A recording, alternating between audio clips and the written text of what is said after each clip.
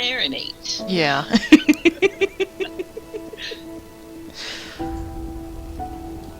Whatever YouTube has going on their side is just fantastic. Just every day it's a new surprise. Isn't that the way business is supposed to run? Yeah. Oh, sweet. I got it. Nice. Now I can start streaming. Everywhere. He was live now on Twitch. Let me get to the mute button so I don't get that double feedback. Do you like cuttlefish? I noticed you have a lot of ocean stuff. I love cuttlefish. If you've seen the I don't know if it's a Disney movie, but it's called Home. And the race that's in there is voiced by the dude who does Sheldon Cooper on Big Bang Theory. And the race called the Boov are based off of cuttlefish. So like when we're live, I'm sorry. Oh, you're fine. You're fine. But yes, I have seen that movie. I loves it. Like, it like got me the second he backed up against that like slurpee machine and he started like going zigzaggy and I was like, oh, it's cuttlefish. Anyways, focused. I think I have everything set up now.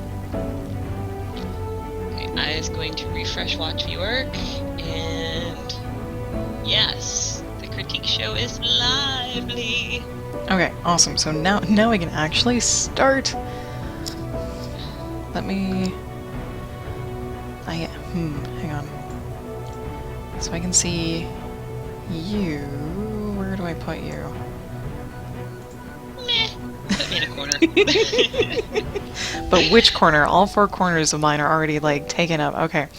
I think I can... Do you not have two monitors? I do, and one is already full, and the other one's for the show. Hoorah! You can just lower me. Okay. I think we're ready. Oh, let me open up folders so I can actually get all the work out. We're doing music first, right? Yes, music first. Okay. Sweet. So here we go. Don't lock up. Oh, hey, my camera's off. Sweet. I thought it was going to crash. Anyways, hello everyone. My name is Jasmo, and I am with Bronwyn. That's me. Yep, we have a guest for our critique show today, and we actually have a kind of a surprise. We're going to be critiquing some music first, and I'm just gonna maybe, hopefully, dive right in. Ooh.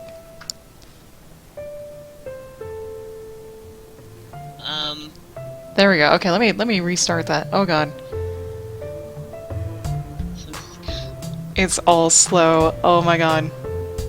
High CPU usage.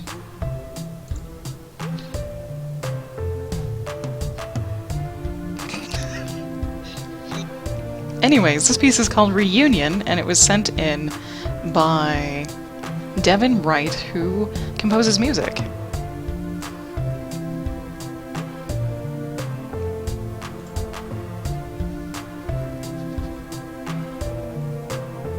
And it's about 3.5 minutes long, so that's okay. Ooh.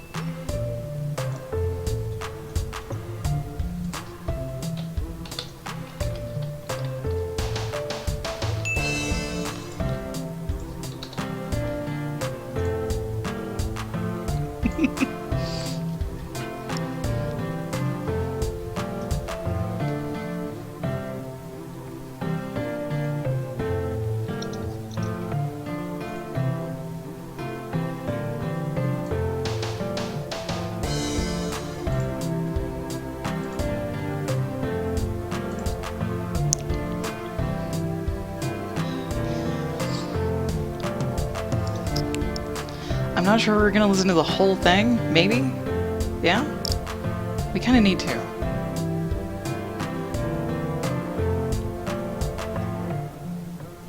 There we go, okay.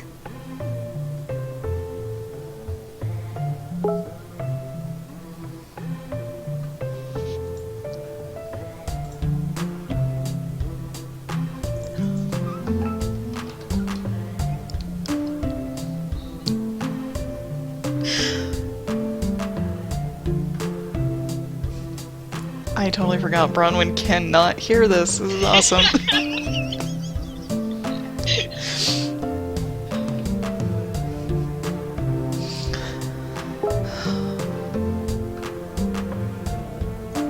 It's okay, it's the first time we're critiquing music. Okay.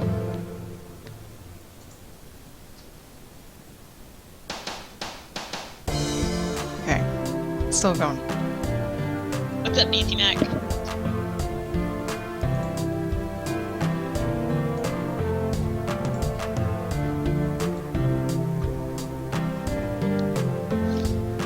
It's almost over. I trust you.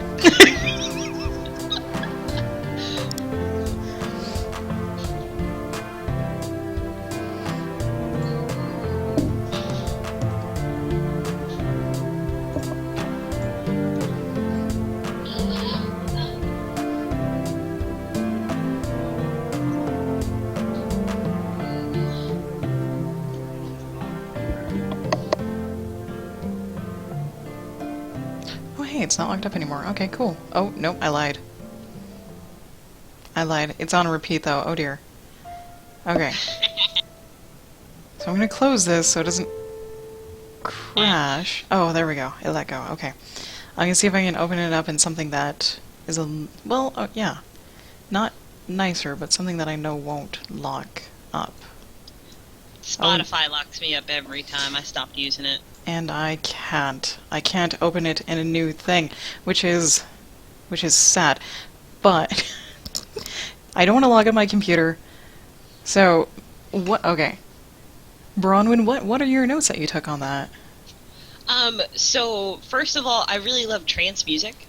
And that's what it kind of reminds me of, is really like, I don't know all the divisions, right, between house and trap and all that good stuff, but to me trance is always something much more soothing, and to me, like, the melody of it is really soothing. Agreed. The name of the song, wasn't it Reunion? Yes. There was a part in there that has like a drum, I don't know what I think a snare or something like that I really wish was like a higher tone. It just struck me as like really low toned to the rest of the song, but overall, like, it flows beautifully. I had it on repeat and I didn't even notice it. So it's, I think, really successful as like a whole piece. It doesn't seem 3.5 minutes long to me. Cool, very cool. I'm playing it again so I can kind of talk over it as it plays. And you folks in the Watch Me Workplace, if the audio is off, let us know so I can adjust it. Like I said, this is Devin Wright composed this. He's been loosely composing music for about 5 years. He does have a Spotify. He does have more music. This song is, his words here, the song is meant to feel more relaxed. He tried to paint an image of seeing someone you haven't seen for a while, someone you've missed. Do you ever imagine music videos while you're listening to music sometimes? All the time. And this one, I can see absolutely where he's coming from with that, because to me, I don't know, this was summoning the image of a rainy bus ride, you know what I mean? Maybe going home somewhere. So in that sense, I absolutely think that matches the tone of the music. Awesome.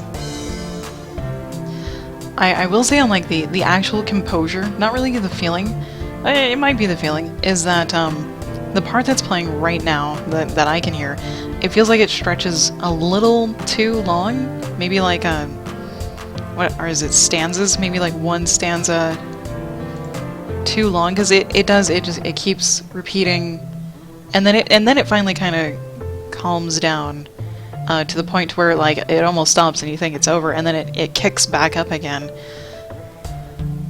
But yeah, that yeah, I'm sorry, go ahead. That rainy bus ride is, yeah, definitely. If we imagined it as a sound wave, you know how they sort of graph out the arches and falls in songs? I see exactly what you mean, because in my mind, the arch would kind of plateau right there for maybe a couple of beats, and then it would continue on with the flow. Okay. my mic could be boosted a little. I have a controls panel for that. Let's see here. Oh no, it's at 100%. That's okay. I can, if I turn Morbid up, I will turn the music up, but we're not going to be critiquing music the whole time, so I think I can get away with that. I promise not to shout. Okay. Because I can hear her fine. Definitely, but that doesn't mean everyone else can. So as far as, like, if you could improve one thing about it, what do you think that you would improve about the song? Not that neither of us are musicians, but... Yeah, we are not musicians. This is the first time we've ever critiqued someone's music, so grain of salt everywhere, just... I'll feel the salt flash, yeah. Yeah. I do feel there could be a little bit more dynamic. You know, the if you picture the music as different waves, it does just keep this one wave where I said it could lose probably a stanza because it feels like it repeats just a little too long. But I think it starts up really nice. That I might have to listen to this one more time to see where it like falls to where like the music totally stops before it kicks up again, because that might be a slightly awkward transition. That one or two low notes that carry over that dead spot might help, but I'm not sure because I'm not a musician. I have never composed music myself. I feel ya. Yeah, yeah. Like before, before I was an unemployed artist, I sold car audio, and one of the things that we have to do is we test the speakers, and so we would have different sample tracks, and I feel like if he had maybe like boosted any kind of like low bass tone, that would have made the peaks of it a little higher, you know what I mean, to like emphasize the like soothing melody or something. But it might be that I have not great headphones, so there could be some bass in there and I just wouldn't know, you know. There's not a lot of deep bass. There's kind of like more of a tenor bass than like a really like Barry sax bass. I agree. I love bass in songs. It gives it a nice grounding feel. If you had a really good harmony with your bass note, and it could just be whole notes, maybe, I don't know, would actually sound good, but having another layer, a deeper layer, it would emphasize those high notes, for sure. That would be cool. And emphasize that whole, like, you know, I don't know, somber quality that he's going for, I think. Yeah. Yep. What do we got going on in the chat? Is there anybody who's got something to throw in the chat? I think we just have Chris and Beezy Mac in the Watch Me Work chat, and no one's saying anything in the Twitch chat, but that's okay because I think Dungeon Pug's actually not there. I think he just leaves me out all the time. And then there's you. And Technol usually lurks a little bit. I have a list. I just realized I could be hosting this. Oh yeah. I'm gonna host this on my channel, guys, because that would be a thing. Yeah. Okay. I just made it to the point where the music just stops, and that actually sounds like the end, like the total end. And that actually kind of is reminiscent, I think, of like some 80s music. I have not listened to like normal radio music in like 10 years, so but that's what it reminds me of, is like some of that 80s music where it does stop, and even some of like the instrument sounds that the pickup for the next is 80s. I like that. That's nostalgic for me. I completely agree. I couldn't have put my finger on it any better, but that absolutely, like the tones that he's using, or maybe it's electronic sounds that he's using, are reminiscent of that keyboard. You know what I mean? Or I don't know if that's a keyboard. I'm just naming something I think it is. But yeah, that they used really frequently in like 80s tunes. Yeah. Trying to close the program now without. There we go. Without anything logging up. I think I was successful, so I don't know how many minutes that was. The song itself is like 3.5 minutes long, so that might have been seven-ish minutes of talking about it, not including the time we took to set up. because we have a 10-minute window to critique each piece. I'm not sure, since my mind is always moving forward, I don't remember like the last 5 things I said. So hopefully we said some useful and helpful things. Hopefully. Yeah, hopefully he who watches this and, even though we're not musicians, it could be that gives him a fresher ear on it, because musicians and people who compose music probably hear something entirely different. They probably hear much more of a process and stuff than people who just listen to it for the sake of music. Very true. And then when you're making it, you listen to it over and over and over and over and over again. It's kind of like painting on the same painting for weeks at a time. You need to take a break and come back with fresh eyes or fresh ears. It's like flipping the canvas upside down, right? Yeah. Now I gotta wait for GIMP to start up. There we go. There we go. So I'm concerned for your CPU, though. it's fine. It can usually handle what it's handling now pretty okay. It's just when the camera clicks on, it just crashes everything. I don't know why. I don't know how to fix it. But since Google Hangouts has had my camera on this entire time, it has avoided the crashing because it hasn't had to turn on, which is nice. You're so tech savvy. I'm like, no. You're hilarious. Okay. You flip yours horizontally. Yeah, I mean, and then the newest Photoshop actually has like a rotate tool so that you can like crookify it, and that was pretty fun. When I stopped doing it on accident and did it on purpose, like erase, darn you. Anyway. Yeah, okay. We're going to move on to actually 2 of Bronwyn's pieces, a set of daggers, and then another weasel dude who's doing like the in love howl thing, I think. Is that right? Yeah. Okay. A weasel wolf. I took the inspiration from Who Framed Roger Rabbit, so they were probably weasels. All right. I guess the daggers are the first thing that I clicked on, so I guess these guys will be the first things that we critique. And we've got about 10 minutes. I'm going to say 10 minutes from now. Okay. So, how long have you been drawing, Bronwyn? Like in any sort of formal sense. Let's see. So I came up with my first cartoon characters as far as like doing my own comic books, like when I was in middle school. And it was these little exclamation point shaped cats. And then I went to animation school, and I was there for 4.5 years, and then I took a little break from art, and now I just got back on, and in the last 6 months, I'm in a situation now where I literally could binge watch every Netflix episode or draw something, so I chose a little bit of both. And yeah, so I've done a lot of, like I was telling you earlier, I've done a lot of like line art and sketching and stuff with form, because that's all animation is sketching the same thing over and over and over again, but not a whole lot with color. And I feel like, I really struggle with that. And in the daggers, I tried doing stuff where I left the lines intact and doing stuff where I ate into the lines a little bit. And yeah, so I'm really interested to see what you think about it, everybody. And I really need some feedback here, because I was struggling.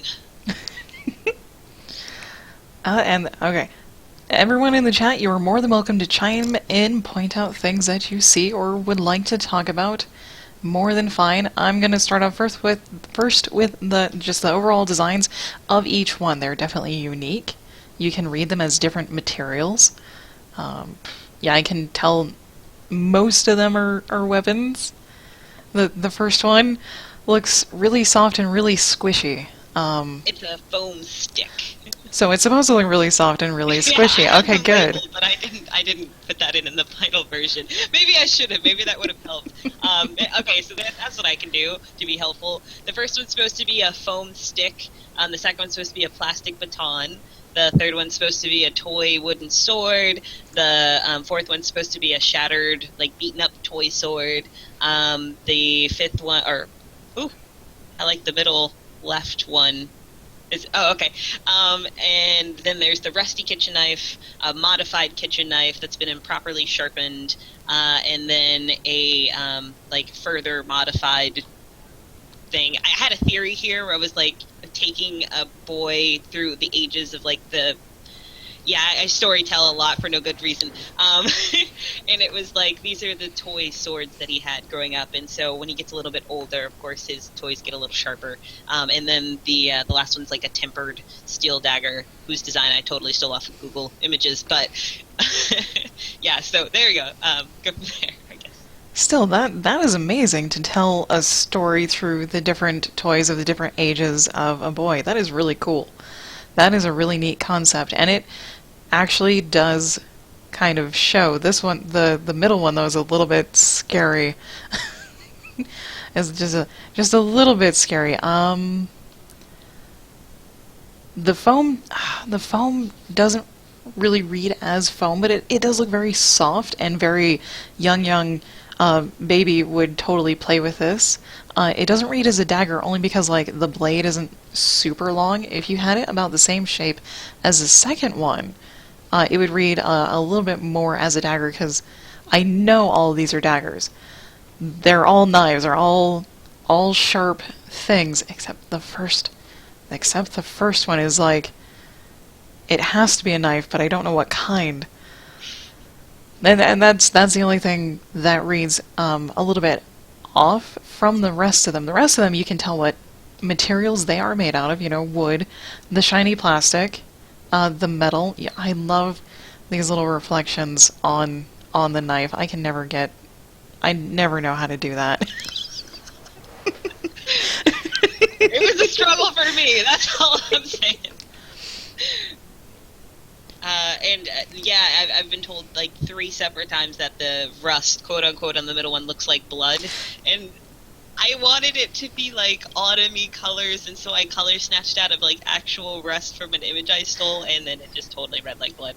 Oh, that could be because of where you put it. Things actually rust in a certain way on certain points on tools, and usually they rust on points where they touch other materials. So like down around here, they would definitely be rusty. Oh, let me grab all my tools here, and draw all over this. Do it! Do it! I want to see it! Oh, let's see. I can just color pick. Yeah, the rust would actually kind of be like around the screws where the metal is touching the wood. Rust would gather in the creases, so there would be like a little rust right here. And not so much like on the actual flat of the blade itself, unless it had like nicks and cuts.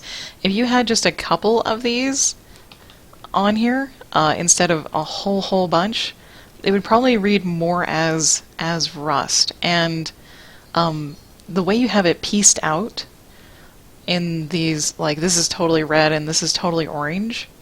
Let me accidentally X the whole thing. Rust is usually a bit darker in the middle, I think. I don't have a picture of rust right in front of me. That would probably help. And then a little lighter on the edges. And then it's sharp and it's grainy, so it's not soft like I'm drawing here. Yeah, if you had a few of these instead of all of them, and and cut back on the edge of the blade on how much is there, it would definitely read as rust. Yeah. I do like that you can read this as painted wood on this. The red is definitely painted wood because you use the same wood texture on it. The only thing I'm saying is that it looks really flat compared to, I think, the rest of them, and it's this guy's fault down here. It's this dude's fault. This should probably come up just a little bit on the sides to make it look like it's a ball and there's a stick in the ball. I don't know if that would help. I would have to actually look at something. I don't have any references up. And the blue bands could have a little bit of texture in them to read as like being wrapped in a cloth. Because the whole sword is probably wood, and the handle's probably wrapped in cloth, so you don't get blisters, right? Right. Sorry, I'm reading chat. I'm like, luckily no, No, you're wrestling. fine. I'm waiting Okay. for the video to catch up. Oh. So I can... Oh my god, that's right. I'm not sharing my screen. I totally forgot to share my screen with you. I'm a monster. It's okay. No, I just didn't want to cause any more technical difficulties. So I was like, I'm gonna roll with this. I don't really. Okay. It probably would cause technical difficulties right now. Okay, we'll just leave it. We'll just leave it. It's fine, but I see what you mean about the hander. If I'd add some kind of perspective on the side, that would have aided and some kind of dimension. Yeah. Same. Maybe just a little tiny shadow that this is bowl shaped, and goes around to the other side, and just a little tiny something coming from the top to make it look like that's sitting in the thing. That the blade is sitting within the hilt. There you go. I had no idea how to execute that as far as shading. I drew the line because I knew it was supposed to be there, but I could not for the life of me figure out how to do that. And that's the hard part, is figuring out those little things. They're such tiny details, but they add in so much that your brain just automatically sees and sees that it is correct. Yeah. What else? I love the broken wooden sword a lot. Really? Thank Yeah. you. Yeah, and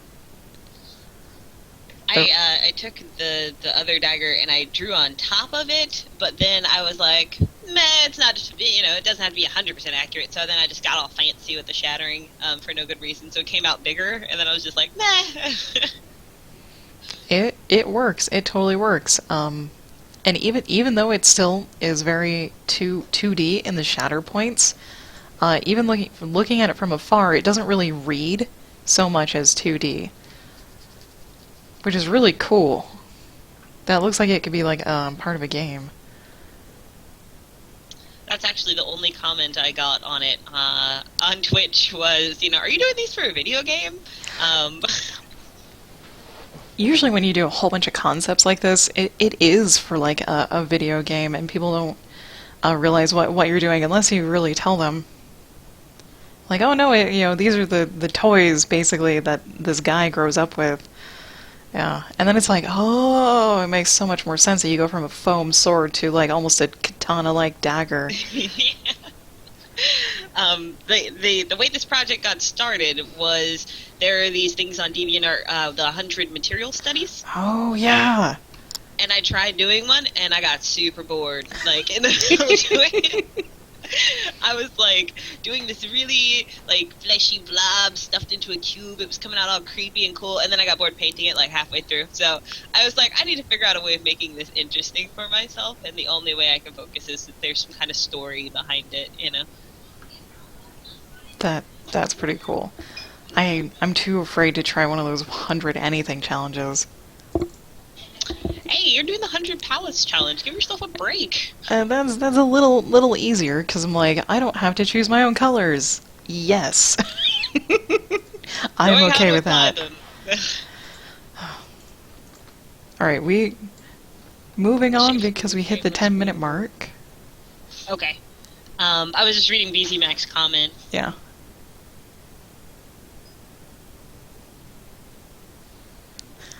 Oh, coolio. Thank you.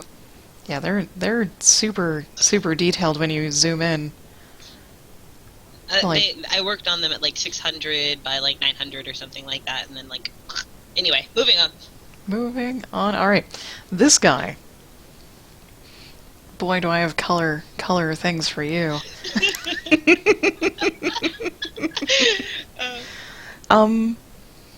Thanks, Chris. Bye. Oh yeah, the Exquisite Corpse. That's right. We're going to be doing that after this. I will probably restart and do a separate stream for it. But okay, look, the color. I'm just specifically the color on this, and not the composition or the balance or anything. His fur or skin base, great, awesome. Even the shirt, totally doable. The birds, yeah, his heart eyes, it's his tongue, and the thermometer above his head. Like, you use a little tweaking. Just a little tweaking, because the thermometer kinda looks a little like blood. Oh no. That's I know what it's supposed to be. I do, because, I'm totally familiar with the scene and what it means, but the thermometer totally reads as blood. And the way to fix that is just make it a brighter red. Even though the hearts are a really bright red, you can still make the thermometer a really bright red. And I am like bright red, because whatever is inside of these things usually it's not like super bright, like what I'm about to do. But you definitely don't want it to read as blood on a thermometer. No. So we just brighten those just a hair. There we go. And tongues are actually a really weird pink color. You do have some pink that leads into a really interesting red. Yeah, it's slightly pink, mostly red on the dark, and then I don't know what I call it. Almost like a grapefruit pink, kind of. I can see that. Let me see. If you're going for like normal realistic colors, I say normal realistic colors in quotes, because colors can be anything you want them to be. Where's my palette? There it is. Tongues, like this color palette, this swath of pinks right here, is actually really creepily realistic when you layer them and shade a tongue. And yeah, it's a lot more gray than you think it is. It's like dead center in the color palette guy. And this is the only set of colors I use when I'm trying to render a tongue or the inside of a mouth, or even like the waterline, or like the little eyeball, the tear duct. These are the colors that I usually use. And they're super gray. Except for the pink, it is lower, closer to the white, but it's really, really bright, and then the darker you get, come here, you go way, way up into the dark, saturated colors for it. And you can always tweak these, make them more saturated, less saturated, whatever the color balance feels right for here. Your shading is also, it's different. It looks like the light source is coming from below. On the tongue section? And his shirt. I'm totally reading it as the light is below in the lower left-hand corner. Let me do... Come here. God. Come here. Let me do... It looks like the light flows like so. From light down in the lower left to dark in the upper right. Did you want the light source to be from down below there?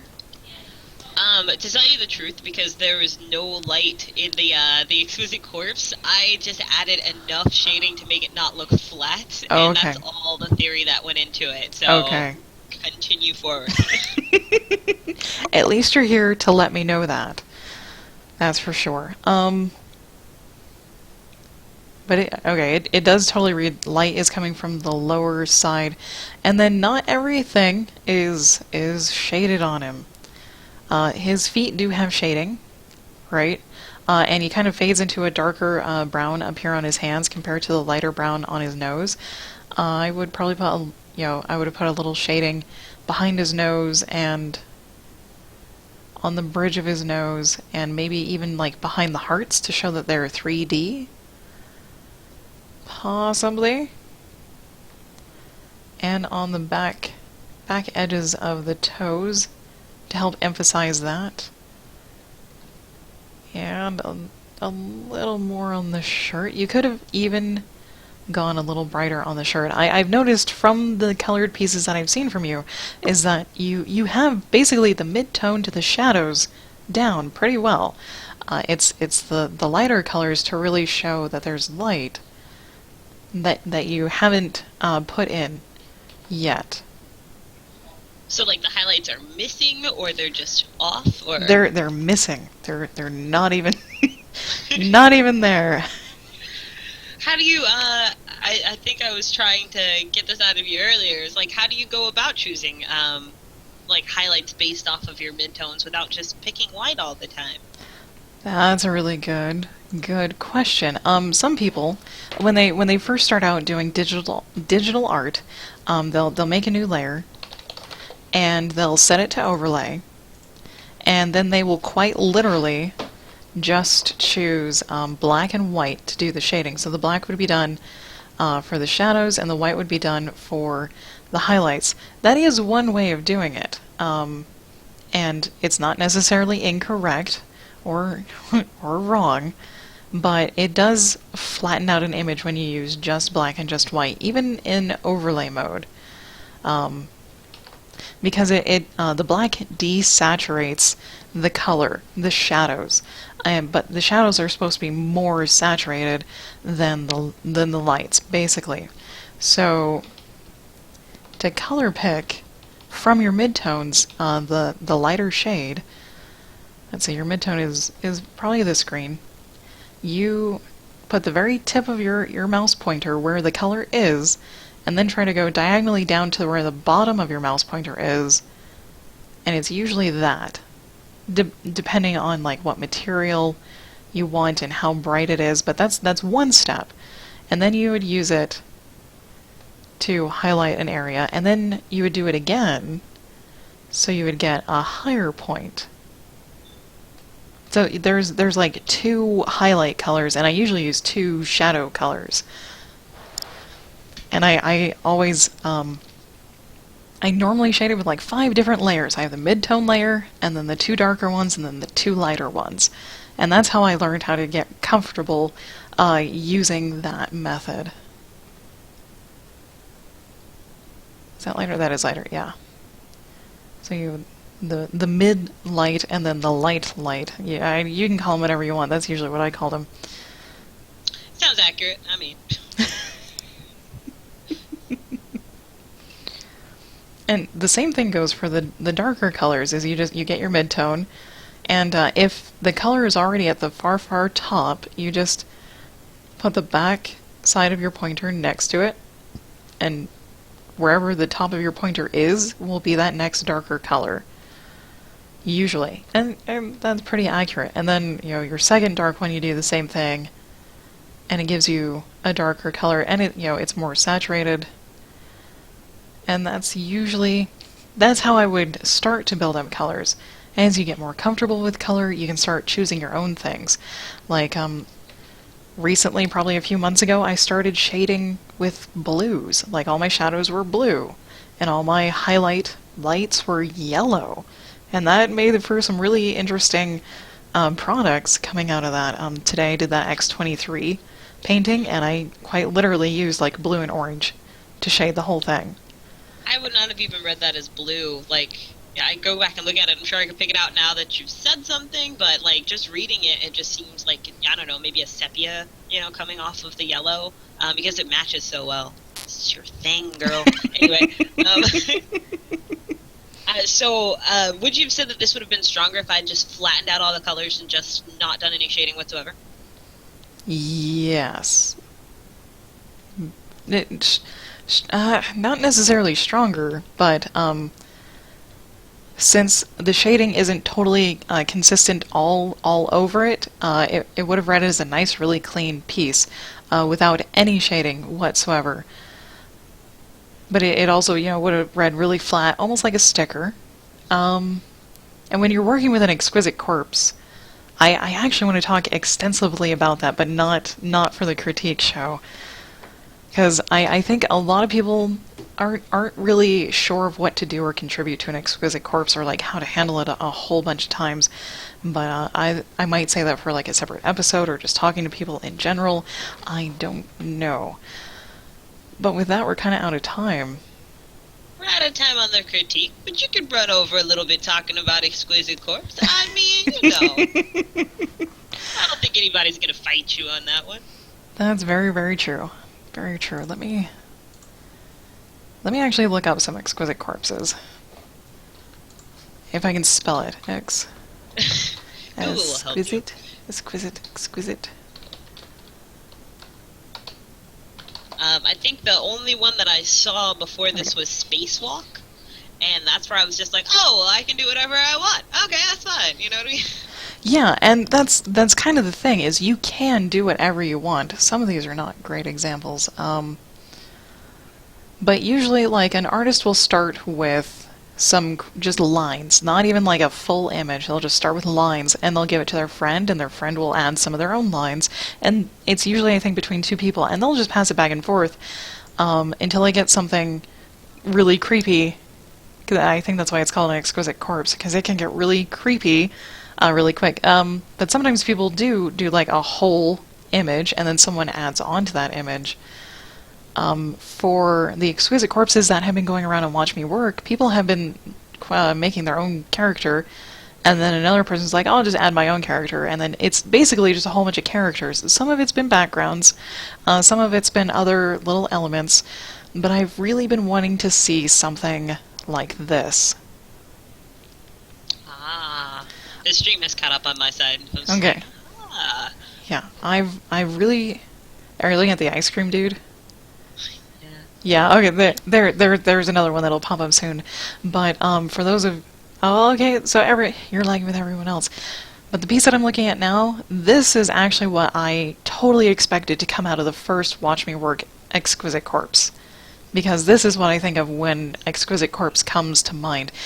Like, even though someone drew a beautiful lady's face, they added in a whole bunch of other things. Surreal stuff everywhere, and that's totally fine. This does not mean like this is an exquisite corpse, this is the way you do it. It's not. You can do it any way you want.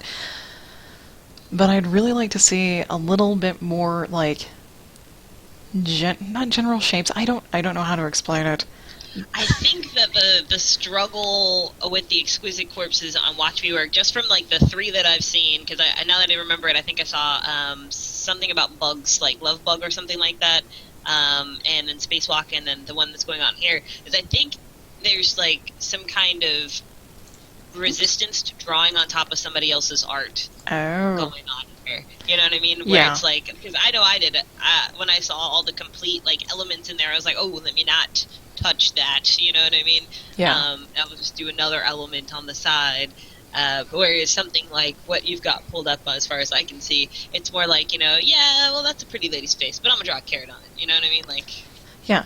And I'm kind of complaining because the exquisite corpse that we've gone through are actually really well done, and it's not just like a character on a character on a character.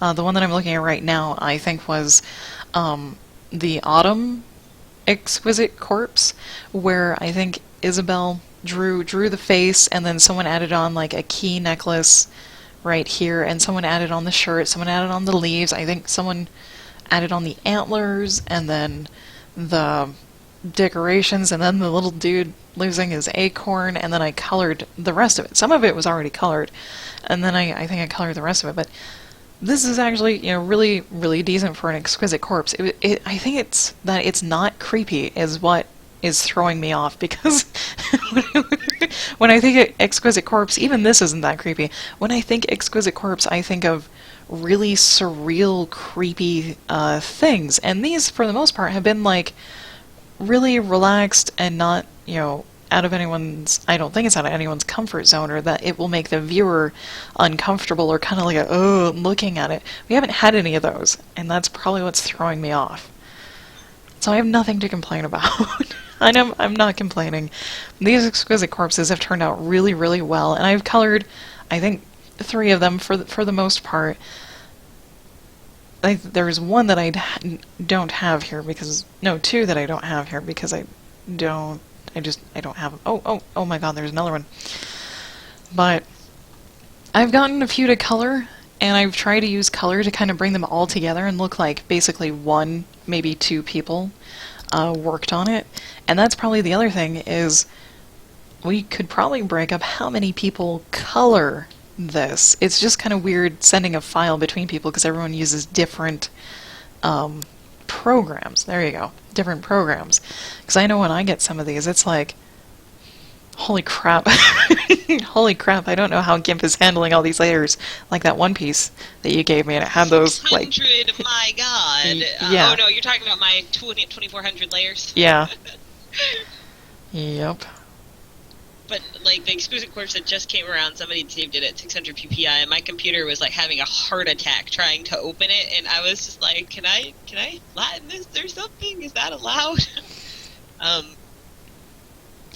That might be something that we do talk about with people, is when you're doing an exquisite corpse, it's okay to totally flatten your lines and have it on a white background, because there are different layer settings you can do to make them transparent. So you can draw around it or something similar. And like if I'm gonna add color to it, I at least want, like, I don't care if it's a black and white image, I can make it so the background is transparent. But yeah, we might need to get more of a standard, or not really a standard, because everyone uses different programs. It's frustrating. Because in the middle of this, like, literally 24 hours, I went from using GIMP to using Photoshop. So, you know, that right there was just kind of like, Yeah. I like this one. I don't know, maybe there should be, like, a round-robin conference or something like that, where, you know, like, examples are brought up, you know, to more point people in the right direction, rather than, like, you know, this is an example of a good, and this is an example of a bad, you know what I mean? Like, not saying that's what we were doing here, but, I don't know, to kind of get people less in the, like we were saying, like, you know, elements put together in a single frame, and more like, you know, my drawing merged into your drawing type stuff.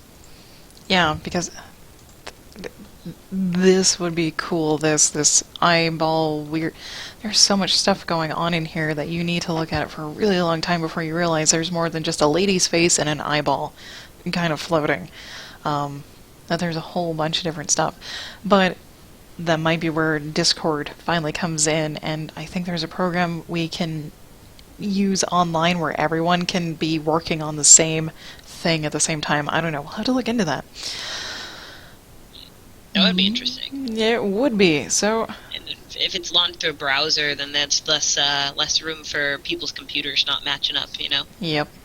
That too. That's something to consider. Okay, let me just kill my whole thing here. Jeez. Put something back up to look at. Alright, if you have anything else, Bronwyn, to mention, let me know. Otherwise, we're pretty good to close shop. No, I think that was fantastic, and I appreciate all the feedback. And even though we only had 2 contributors in the chat, they were good contributors, and we thank you very much. Indeed. So with that, if anyone watching, past, present, future, however, would like to send your art in to get critiqued, you can send it into jasmine@watchmework.com. That's Jasmine without an I. We do a show every week, and if you have more questions, you can always contact me about it. We can discuss your stuff more, get in touch, however you like. And if you'd like to know when I go live, you can follow me on Twitch and on Twitter @JasmoColors. Bronwyn, your social media? I have a Twitch account at Morbid Dinosaur. I am on Twitter also as Morbid Dinosaur.